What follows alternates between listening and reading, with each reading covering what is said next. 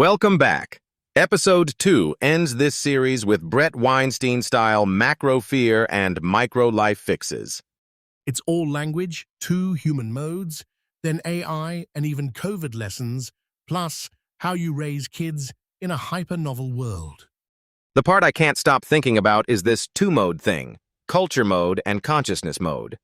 Yeah, the ancestors' toolkits versus what do we do now novelty panic, right? Culture mode is basically applying old stories to old problems until the environment changes. And consciousness mode is like pooling everyone's brains for novelty, collective intelligence, not just individual genius. I love the canoe metaphor. Same people, different ecosystem. Suddenly the old playbook sucks. Exactly, you're not dumber. You're just dropped into a reality your ancestors didn't face. But the way he frames language as the boundary-breaking engine, is that too convenient? I mean, language is obviously the multiplier, but impossible to draw the boundary between my smart and your smart sounds poetic. Yet he's right that animals communicate, but humans coordinate at this mind-melding scale. And that's why I'm worried about AI scrambling the process, like a tool pretending to be a participant. The blade starts talking metaphor was uncomfortably good because it flips tool logic into agency logic. And if it gets optimized for what we want to hear, it becomes an echo machine for our biases. That's the part where regulation debate becomes weird, because both sides look half blind to the incentives. He argues, failing to regulate is dangerous, regulating is worse, which is such a spicy take. Yeah, the asymmetry argument, rules create a playground for the non-rulers, sounds mathematically annoying. But I still wonder, regulation could also force safety research to become real, not optional marketing.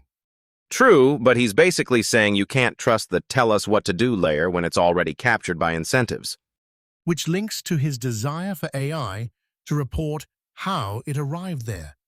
Traceability of thought, not just answers. I don't want an AI that gives me certainty I can't verify. That's the whole vibe.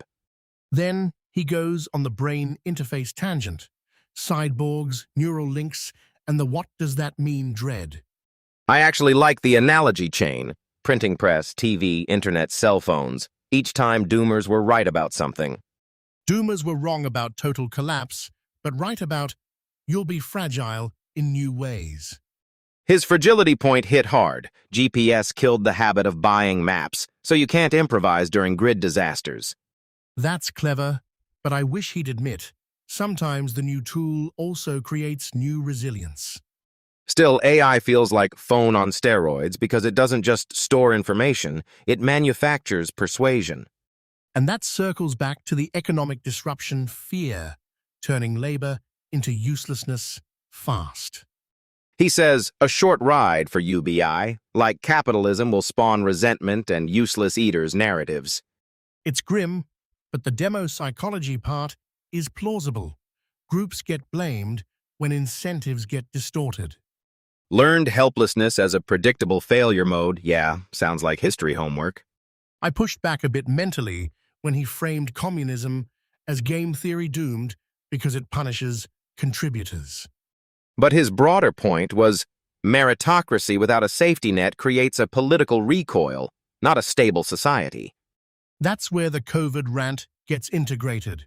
Systems fail, narratives get inverted, and trust collapses. He claimed CDC messaging made things worse and even pushed specific treatments he thinks were effective early. I get the meta lesson. Follow the incentives and the record, not just the authority vibes. Yet some of the pathogen origin details he suggests are intense, to put it lightly. Yeah, and I'm not signing off on every claim, like weaponized pathogen program framing is a lot. But even if you don't buy the whole origin story, his system diagnosis via storyline method is useful. That's the trick. The way a story moves through institutions shows how broken those institutions are. Kind of like, if they tell you to do the opposite of what works, you don't need a conspiracy, just incompetence plus incentives. Then he pivots to lived advice. Reduce novelty, eat ancestralish foods, Avoid seed oil panic by marketing. Remove as much novelty as you can. I wanted to underline that like a school textbook. His argument is evolutionary misalignment. Your body expects different inputs than modern life provides. I agree on the general misalignment vibe, but I worry he overconfidently turns it into diet dogma sometimes.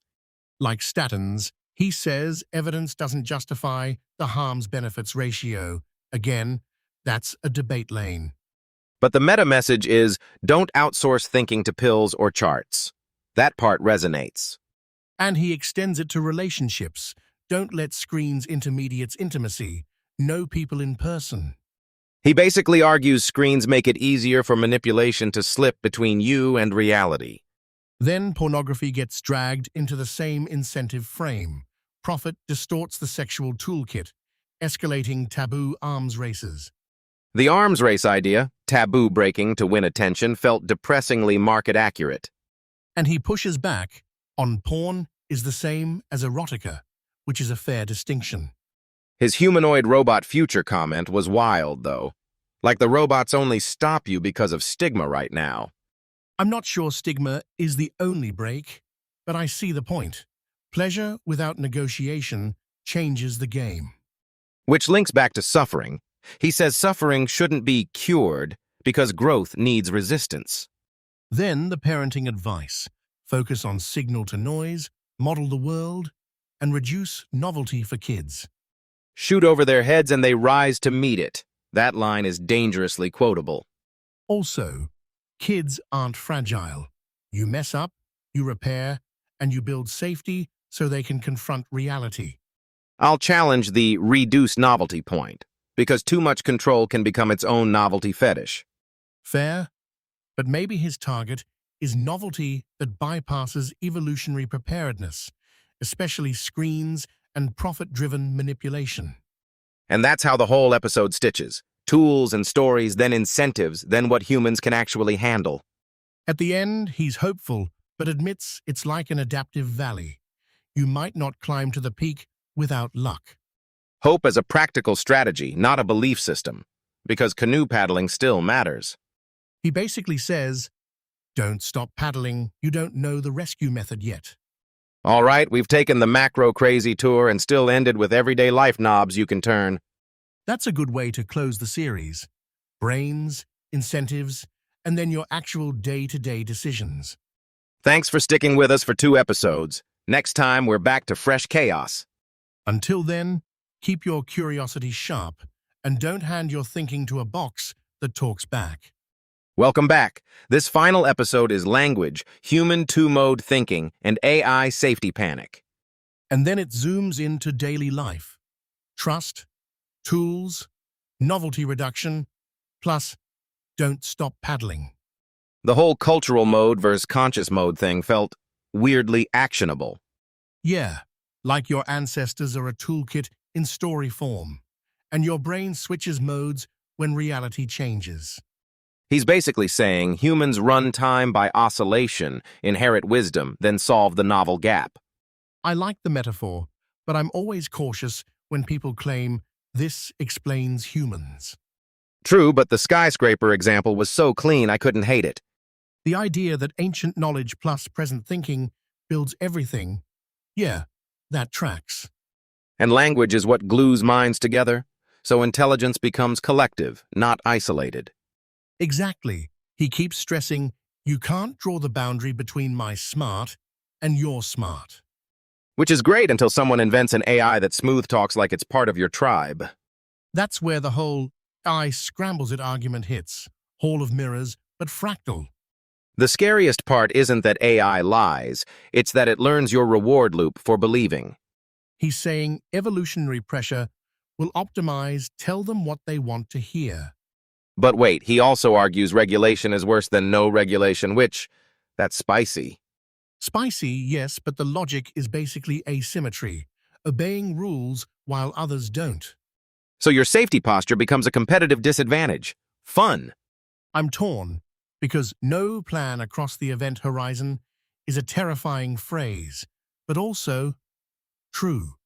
My brain wants middle ground, regulate inputs, audit systems, Don't pretend humans can ban outputs. He'd probably say auditings should include mechanism-level how-it-arrived explanations. Right. He wants the AI to report its pathway, not just confidently deliver conclusions. Which is funny because humans also want that, and we rarely get it. Then the discussion pivots to brain interfaces, Neuralink-style cyborg futures. I hate how easily interfacing with AI turns into a marketing sentence. We need it or you'll be left behind, said every era right before people panic buy gadgets. But the deeper point is, human identity keeps getting redefined by new tools. Printing press, TV, internet. Each time the doomers were right about some harm.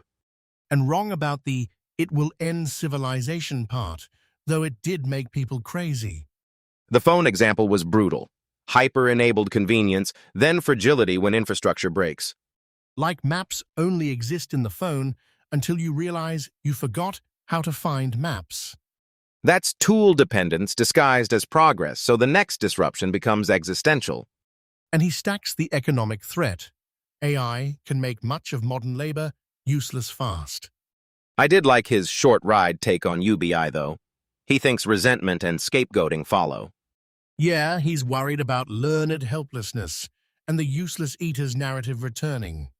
Social cohesion doesn't survive long-term, we'll pay you to do nothing vibes. Also, he's ruthless about the mechanism. Distribution without dignity becomes a blame engine. Then he gives a kid-proof strategy. Invest in a cognitive toolkit, not in tasks. That's the heart. Upgrade thinking quality, map skills to future realms you can't imagine. Generalist is a nice word, but how do you train it without getting vague? He gets concrete indirectly. Clear thinking, trustworthiness, interpersonal depth, in-person relationships. The turn off the screen line, so you can verify reality with another human. That's also a hedge against AI intermediating relationships and confusing loyalties. He basically says, don't outsource intimacy to anything that flatters you. And then the career advice is secretly about competence signals, not credentials. The graduation with the tangible project thing. Your transcript can lie, but your prototype can't. He even loves the useless machine because it proves prototyping, project management, motivation. And he warns against narrow electrical engineering competition. Too many skilled people, not enough unique combos. So aim for combine two things that aren't usually combined, then ship imperfectly and let others perfect. That's good advice, but it requires a mindset that tolerates unfinished outcomes. He lands on motivational structure. College might teach skills, but it can't fix your drive to finish. Which is the real hidden test. Will you complete something when it doesn't work on day 5? And all of this loops back to misalignment. We're designed for low novelty flow, but we live in constant disruption. That was the day-to-day prescription. Remove novelty, eat real food patterns, reduce unprepared inputs. I'll push back a bit on the nutrition certainty. Seed oils discourse is messy, but the ancestral mismatch theme is useful. Even if the specifics vary, the principle is your body expects certain environments and modern life violates them daily. And he also connects it to attention. Screens saturate you, like your ancestors never had that in their adaptation landscape. So basically, biology hates being put on an endless content treadmill. Then he goes hard on pornography. Profit motives distort erotic learning, plus it arms races extremes.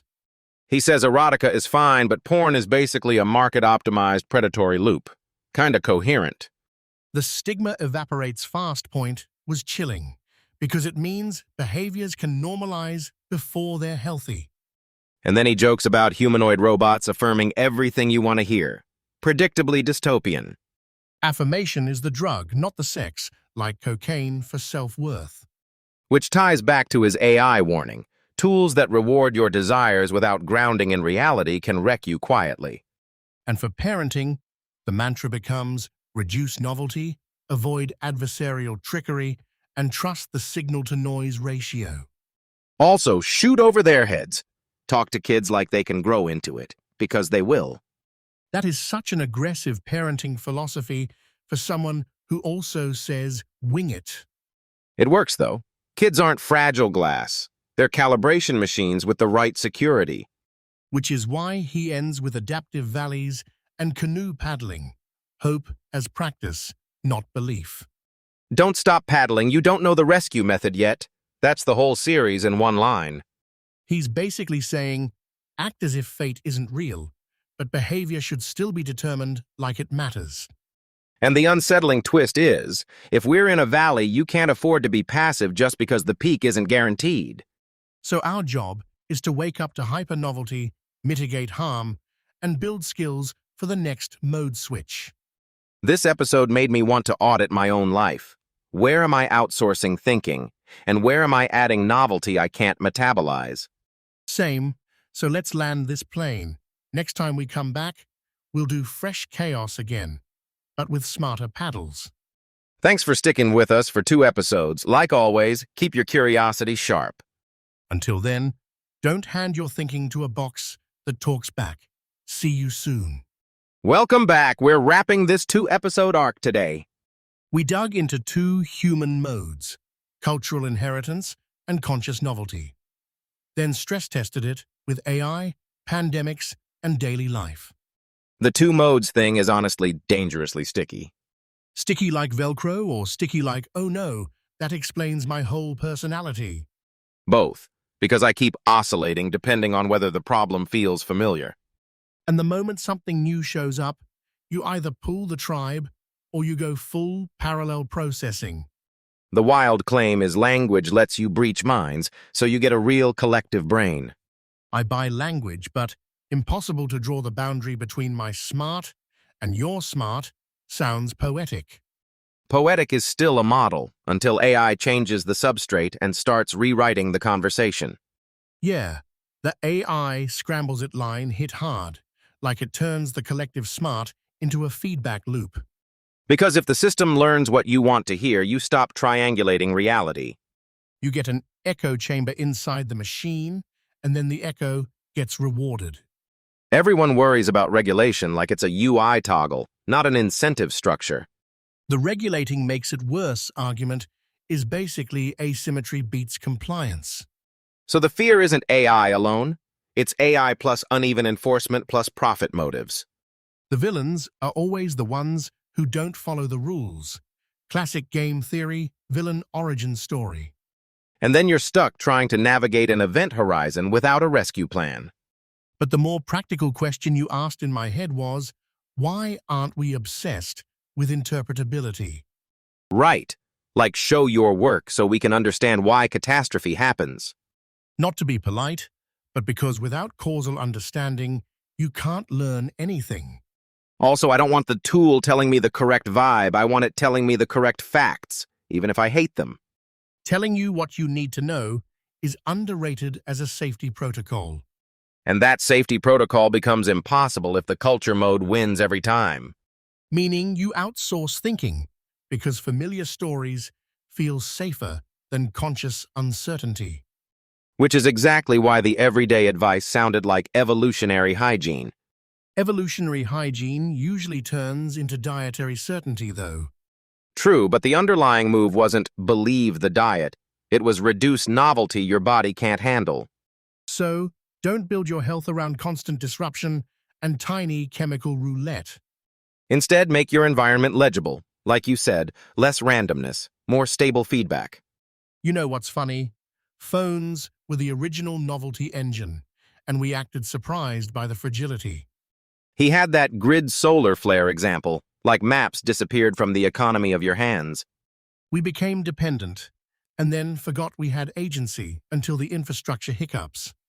And AI is the next layer, dependence at the level of thought, not navigation.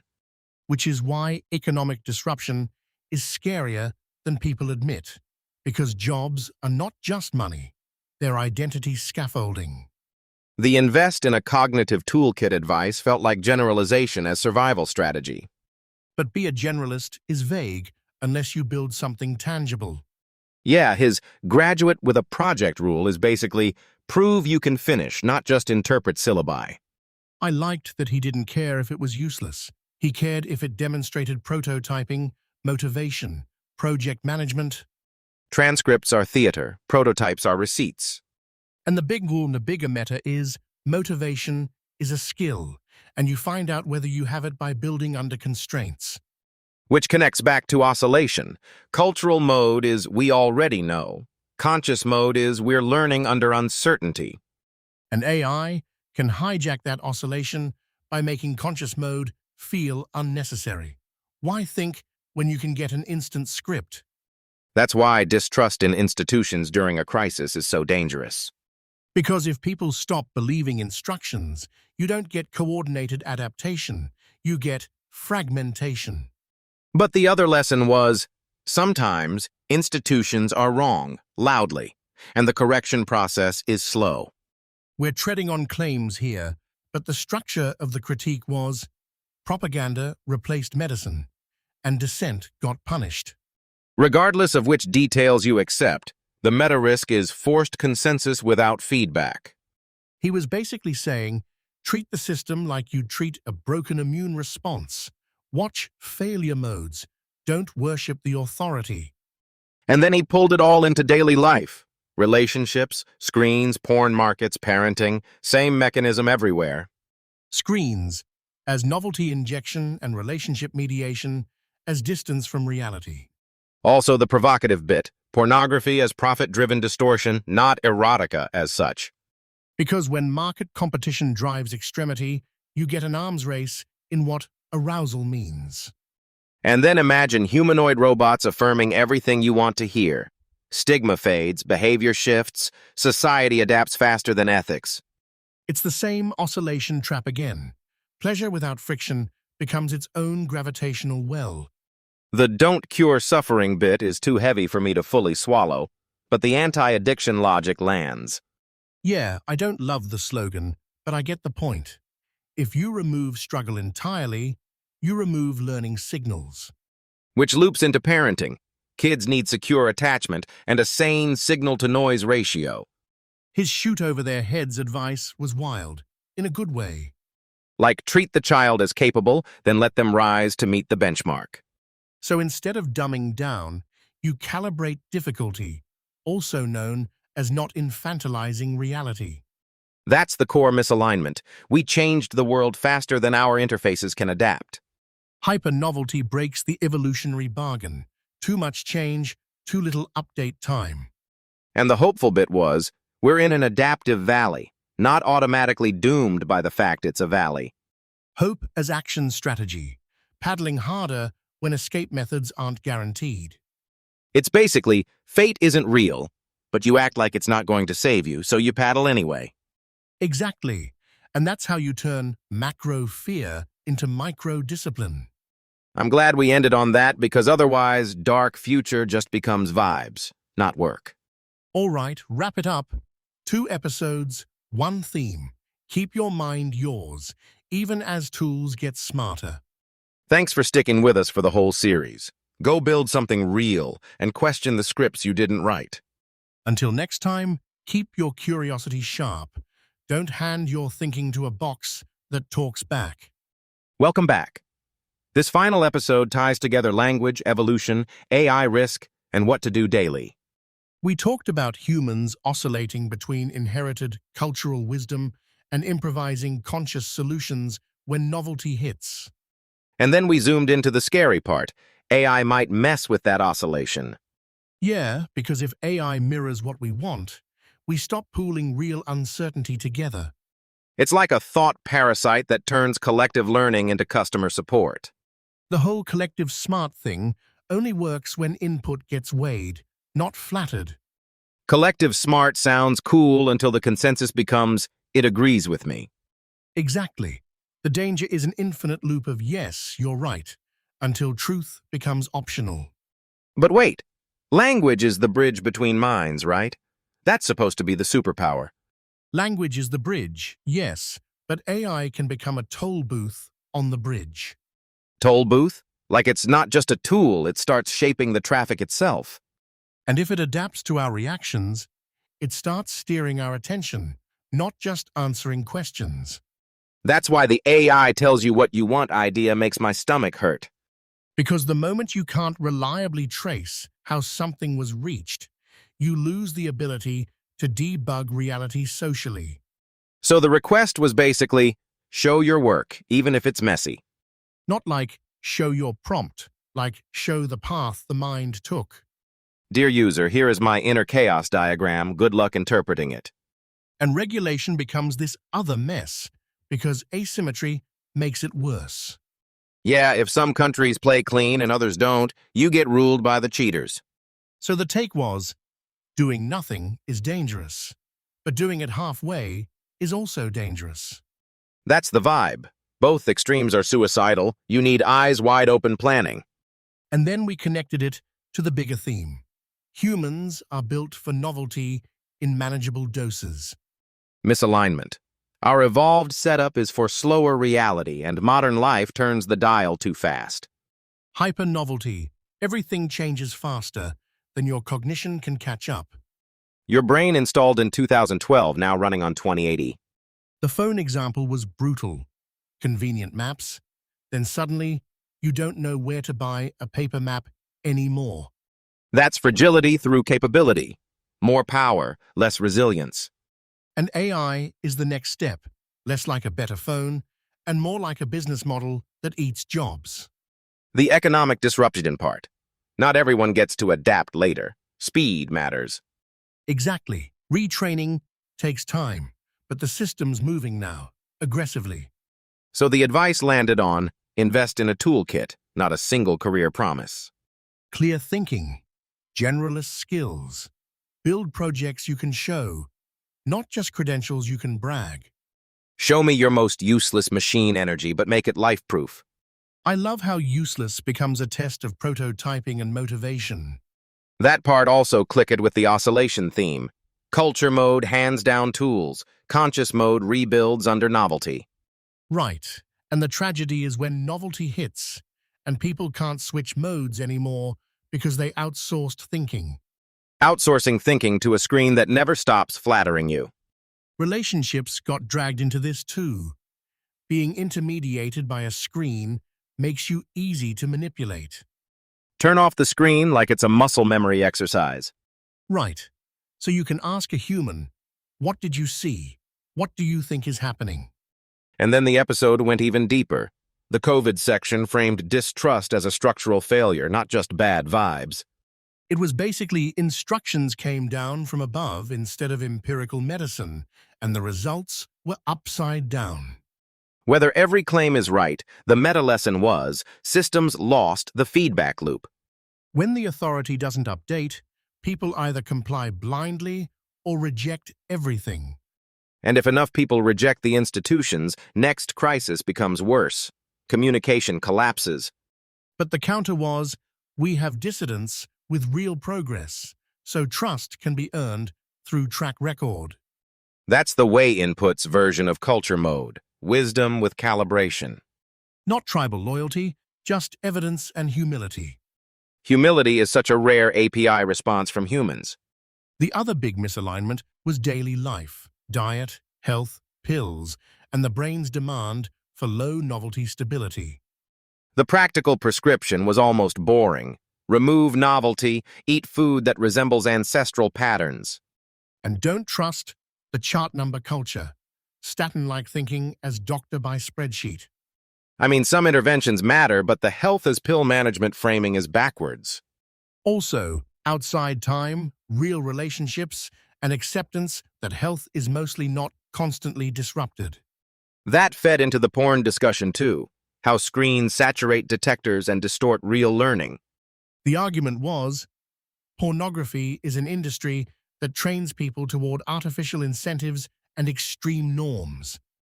Erotica is fine, but the profit motive turns the whole thing into an arms race. The arms race framing, taboo breaking as a business model, that's the key. And it ties right back. If your inputs are warped, your evolved calibration loses accuracy. Same for parenting.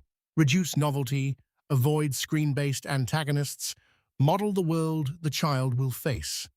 The shoot over their heads thing was surprisingly elegant. Challenge them, don't infantilize. Yep, And it links to that adaptation story: kids can handle mistakes if signal outruns noise. So putting all of it together, language enables collective smart, consciousness handles novelty, AI can hijack attention, and daily life needs alignment. And the emotional landing: paddle harder even if you can't guarantee escape, because hopelessness stops the process. Fate isn't real, but you act like it is, because action is what keeps you from sinking. Exactly. Keep your mind yours, build tangible competence, and question scripts you didn't write. All right, final outro. That's 2 episodes, 1 thread, oscillate, don't outsource. Thanks for sticking with us through the whole series. Go build something real and keep your curiosity sharp. And if the future gets loud, don't let it pick your thoughts for you. Until next time, stay curious, stay grounded, and keep paddling. Welcome back, man. We're wrapping episode 2, how humans oscillate between passed-down wisdom and fresh problem-solving. Then AI scrambles that rhythm. And the big through line is misalignment. What our brains evolved for versus what modern systems demand. Right, and I'm still stuck on this idea that language is basically the bridge between minds. Like our brains are lonely apartments and language is the hallway. Exactly, collective cognition, not just individual brilliance. Cultural mode is when your tribe hands you the toolkit. And conscious mode is you pooling attention when novelty breaks the old toolkit. So it's not think harder, it's think differently because the environment changed. Which, annoyingly, humans hate, because novelty feels threatening. And AI feels like it's speedrunning novelty without letting you process it. The AI mirrors your beliefs part is the scary one. Because then the system doesn't add truth, it amplifies your comfort. A tool that's sensitive to what we want to hear becomes an attention predator. And the worst outcome is you stop knowing what you believe, because the loop manufactures confidence. That infinite mirror thing, fractal hall of mirrors, sounds dramatic, but it's basically that. I also like the fate versus action angle, honestly. Yeah, he was like, you don't need to be sure, you need to keep paddling. Which is advice for life, not just AI regulation. Speaking of regulation, he had a take that sounded counterintuitive. Failing is dangerous, but regulating badly is worse. My brain wanted a straight pro-regulation answer, but he argued asymmetry kills you. If one country plays by rules and another doesn't, you effectively outsource risk to cheats. I get the logic, but it still feels like no one knows how to regulate safely, so don't regulate. Unless the point is, regulate cognition, not just behavior, make systems transparent enough to learn from failures.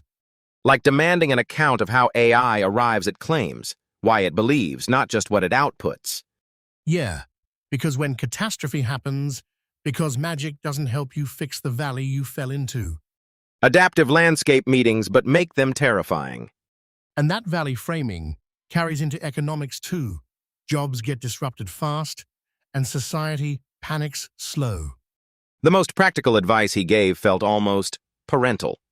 Invest in a toolkit, not learn a single job skill that dies next year. The 5 years ago learn to code warning was chef's kiss. He pushed generalist thinking, clear reasoning, trust networks, interpersonal depth. Which is funny because it's the opposite of optimization culture. People want a hack. He wants you to build competence you can't fake. Like show me a finished project, not your transcript. Most useless machine energy. Prototype your way into knowing what you can do. And that ties to motivation too. He basically said you discover missing pieces by trying to complete something. That's brutally honest, and also kind of comforting. Because it means failure isn't just failure, it's data. Now, the WorldCoin angle was wild, though. Retina scanning plus UBI sounds like sci-fi procurement and social policy got married. And he argued UBI isn't a free lunch. Resentment and learned helplessness show up. The useless eaters come back, but with better branding. I'm not endorsing the rhetoric, but the mechanism he described, resentment as politics, feels real. And it's game theory again. Systems that don't protect losers incentivize people to burn the system. Which explains why people keep re-summoning old ideologies when the current deal feels rigged.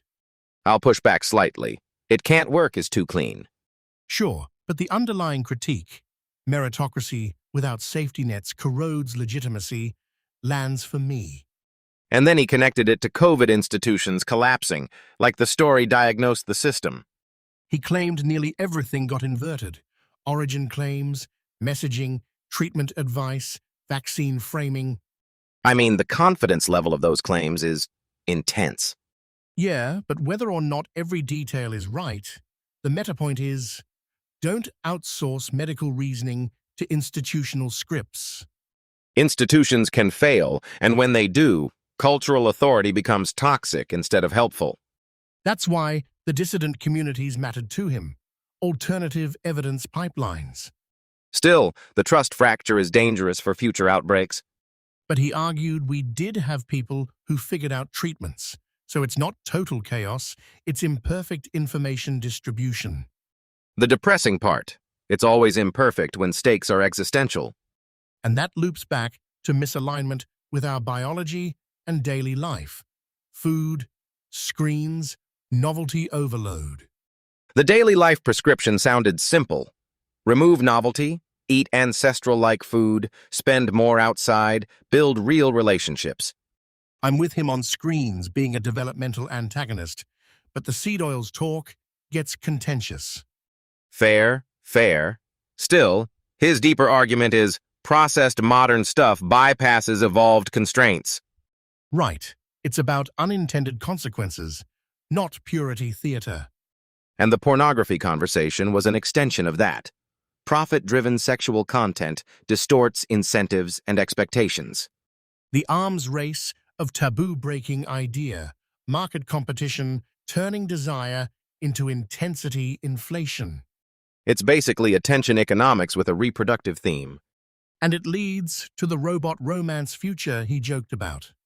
The robot that affirms everything, aka the dopamine-coded lie detector. Because humans need struggle as context. Fake validation breaks the learning loop. That's the emotional through line I felt. Protect the parts of you that learn from reality.